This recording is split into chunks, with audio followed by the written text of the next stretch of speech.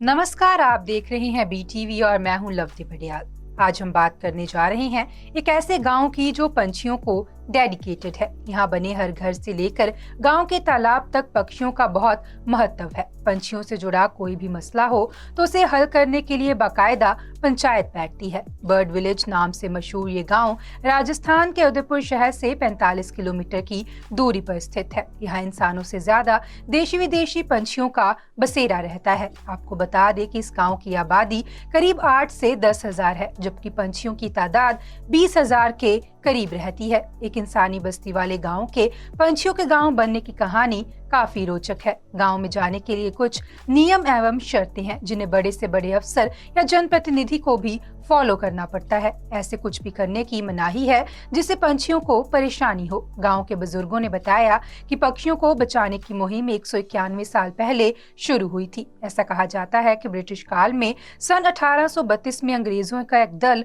गांव में आया था। उस समय भी काफी संख्या में यहाँ पक्षी माइग्रेट कर आते थे। बताया जा रहा है कि अंग्रेजों के एक दल में किसी ने एक पक्षी को गोली मार दी थी। इसके बाद सारे पक्षी सतर्क हो गए और उन्होंने आकाश में एक विशेष आकृति बनाई। ग्रामीणों को अंदाजा हो गया कि इस घटना से सारे पक्षी आक्रोशित हो गए हैं। इसके बाद उन्होंने अंग्रेजों को वहां से भगा दिया और यहीं से पक्षियों के प्रति समर्पण बढ़ता गया।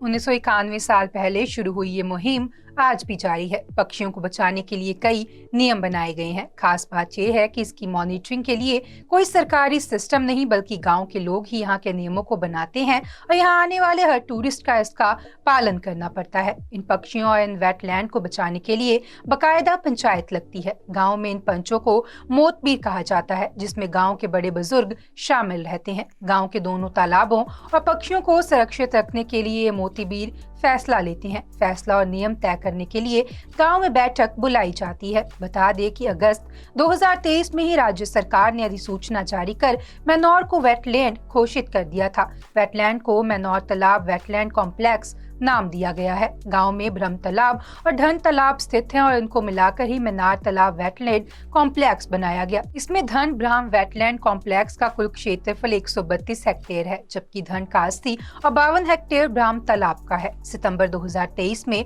विश्व पर्यटन दिवस पर मैनार गाँव को बेस्ट विलेज टूरिज्म का अवार्ड भी मिला है। ग्रामीण पर्यटक को बढ़ावा देने के लिए पर्यटन मंत्रालय ने श्रेष्ठ पर्यटक गाँव प्रतियोगिता में राष्ट्रीय स्तर पर मैनार का चयन किया गया। दिल्ली के मैदान में मैनार गांव को सिल्वर कैटेगरी में सरपंच प्रमोद कुमार अवार्ड दिया गया। मैनार गांव बर्ड विलेज के नाम से मशहूर है।